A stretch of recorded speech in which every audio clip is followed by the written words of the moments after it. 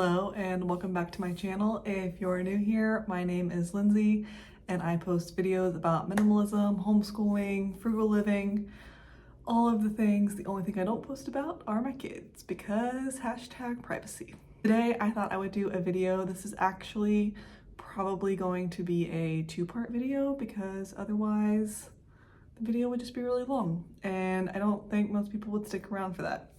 So today's topic is 45 money saving tips that don't involve coupons or clutter because I don't like either. And I won't buy more to save more. I don't do like the spaving. I think that's like a thing again. So I don't do that. But these are things that we use in our real life and I thought I would share. So I am gonna look at my notes because it's a lot and I don't do well like just flying by the seat of my pants. So number one would be to stop overpaying for things like auto insurance, your internet bill, your cell phone bill. Call around, find the best offer and switch. Don't be afraid to make phone calls. When we lived on the West Coast, we had to call every single year to get a better internet price. And our internet was still ridiculous because we only had one provider for our area. But even still, I still called every year and got a better price or threatened to cancel. That's another thing. If you're gonna threaten to cancel, actually be willing to cancel your service. And I was fully willing to walk away from the internet if they wouldn't lower my bill. Number two, switch to a cheaper cell phone plan. There is Trello, there's Patriot Mobile, we use Mint. You do not have to use one of the big name carriers. You can switch to one of these companies and save a ton of money. My husband and I have the 15 gigabyte plan each, and I wanna say that runs us about $20 a month. It does cost more if you only pay in 3-month increments or 6-month increments. To get the $15 or the $20 or the $30 a month, you have to pay for the whole year. Otherwise, the lower data plans are gonna be more expensive. But once you get into the app, you can choose to pay for 3 months, pay for 6 months, or pay for 12 months, and you can see the cost savings breakdown. Number three would be to stop paying for the newest cell phone. This was a trap that I fell into when we were first married, like 11 years ago. This was back when iPhones, they were making pretty substantial changes every year. I feel like now the changes aren't that big and definitely aren't worth spending $1,200 on a new iPhone every year. I have the iPhone 14 Pro Max. I think I got it 2 years ago and the only reason I got it was my 11 wouldn't hold a charge and would freeze on me and I would have to reset it multiple times a day. So I got the 14 Pro Max. I've had it over 2 years and I plan on using it until it just won't work anymore. Number four, and this is relevant right now because it's getting pretty cold where we live, is we turn up the thermostat in the summer and we turn it down in the winter. Right now, our house without the heat on stays at about 68 or 69 degrees during the day. I have just been leaving the heater just completely off during the day. And then in the summer also we leave it at about 74, 75, and then we have ceiling fans. We have 2 in our apartment. When we lived on the West Coast, we lived in the Pacific Northwest, we didn't even have central air conditioning, and so we had to use fans anyways, and we lived there for 7 years and kind of just got used to the fact of not having central air conditioning.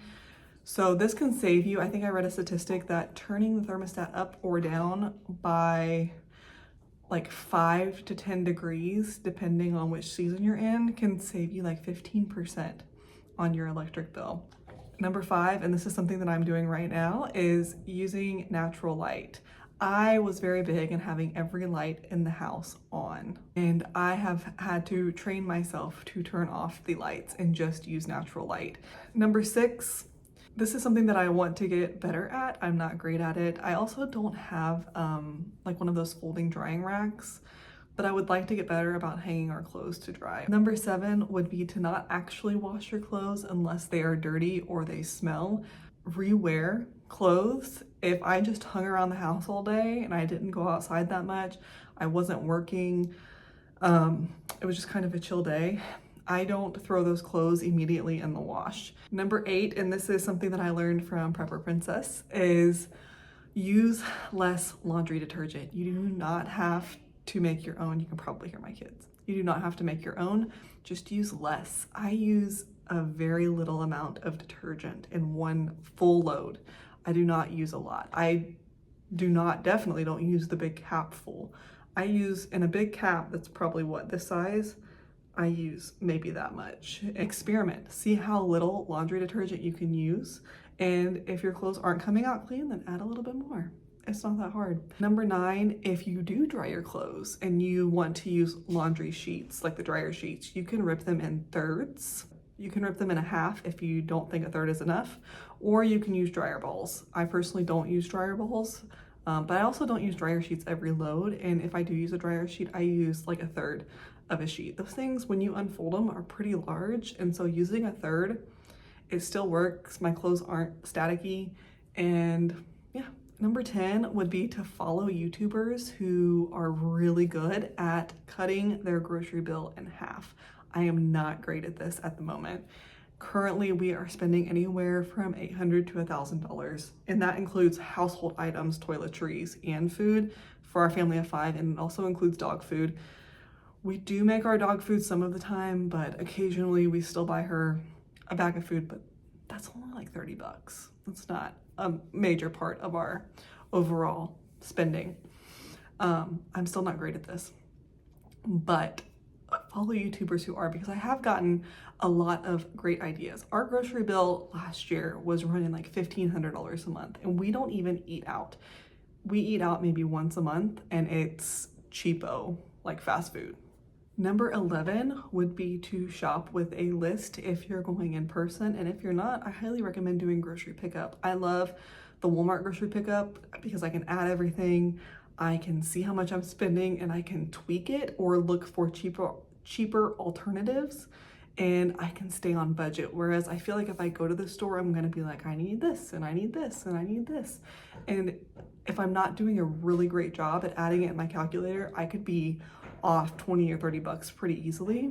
So shop with a list, and I highly recommend doing like a grocery pickup option. And number 12, shop what's on sale. I will admit this isn't super easy with the Walmart app. Maybe there's something that I'm missing, but finding what's on sale that week at my local Walmart when I'm doing grocery pickup, I have not figured out how to do it. So if you know, you can let me know down in the comments, but I would also shop sales. Number 13, and this is still true with Walmart, we only buy name brand. We don't buy name brand, we buy only store brand. Telling you how to save money, telling you to buy name brand. We only buy store brand items. I cannot think of one thing that we have that's name brand unless it was a substitution. 14 is you can stock up if it's on sale. If it's a really good deal, like if there was a really good deal on a meat that we wanted, I would stock up. I haven't found a deal so great that I'm willing to, just stockpile it. But I'm not against stockpiling something that you're going to use and that you have the space for without it becoming clutter. Those are my only 2 things. Number 15 is to cut out sodas, sparkling waters, extra beverages. This might be my downfall. I do not drink soda. I make my coffee at home, but I love sparkling water. 16, don't snack all day long. Guilty. As best as you can, cut down on the snacking, because snacks not only probably aren't great for you, they're also expensive, especially if you're doing like prepackaged. Even the store brand prepackaged snacks aren't cheap. 17, while I love being a minimalist and while I love saving money, I can be bad about wasting, specifically food. I love leftovers, which is kind of funny that I'm still struggling with waste. But I have that problem where things get pushed, especially because we grocery shop once a week. Things get pushed to the back of the fridge, and then we forget about it, and then we throw it away. And so one thing I am working on is not wasting anything, using everything up, using all of the toothpaste, using all of the deodorant, eating all of our leftovers before we make more food. Number 18 would be to cut back on disposables wherever you can. That could be using rags instead of paper towels. We have paper towels, but we only use them for dog vomit or for like grease, like ground beef. If we have to clean grease off of our air fryer or off of a skillet and not put it down the drain. Another thing that I do is I use a menstrual cup, TMI maybe, but cuts back on a whole bunch of feminine disposable products. It lasts forever. I've had mine for over 3 years and it still works great. So cut back on disposables where you can. Again, you don't have to be perfect, but every little bit helps. Number 19 is take snacks, coffee, food, anything that you could possibly have to buy out. If you leave the house, take it with you. We are joining a co-op next semester on a different day than the hybrid school to test it out for the semester to see. We're trying to kind of gauge what we want to do for next school year. This co-op that we're trying is not that expensive for one semester. If you're curious, it's Classical Conversations. We're going to try it out for 12 weeks and see if we like it before we commit to a whole year for the 2025-2026 school year. And we actually went to an open house last week and we took our lunch, we took all of our snacks, we took all of our drinks, and it worked out great. Number 20 would be grocery shop less. Right now we shop weekly, but what we try not to do is micro shop. I learned that word from Becca at Becca Loveless. She's on Instagram, but I deleted my Instagram account. She's also here on YouTube. I'll see if I can link her down below. And Katie at Raising Wildflowers, if you're not already following her, but you probably are. She calls it micro shopping. I think they shop every 2 weeks, but the way our pay works is my husband is paid weekly. I like shopping weekly because it's less of a commitment to like buy more so that it lasts over the full 2 weeks. So we are shopping weekly. And then Katie at Raising Wildflowers, I think she does $100 a month, or not $100 a month, sorry, $100 a week. And I would love to get to that. But cutting out those like 40, 50, 20, like all of those little shops in between can be a really good thing and it can probably save you hundreds of dollars. 21, if cooking isn't your jam and it's not really mine, try cooking in bulk, like meal prep style cooking, and have it last for several days. I love to do this.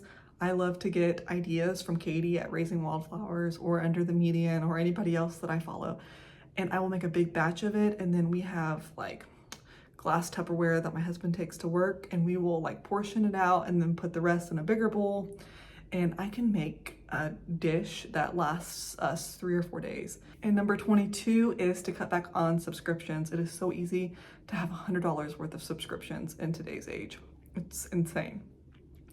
Currently, we only have 2 subscriptions. We have Spotify, we pay for the Duo, and that's $16.99 a month. And then we also have cloud storage. So Apple, the cloud for Apple, they let you share the storage with your family. So we pay $3 a month, and I think we get like 200 gigabytes of storage, which they only give you 5. So $3 a month, you can have 200 gigabytes of storage, I think, and you can share it with your immediate family. Anyways, guys, this is the first half of this video. I'm gonna come back. I'll be wearing the exact same thing because I'm just gonna film it back to back. But this is the first half, and then watch out for part 2, and I will go through the remaining tips on how to live frugally. If there's anything here that I haven't mentioned, you can leave it down in the comments below, and I will see you in the next video.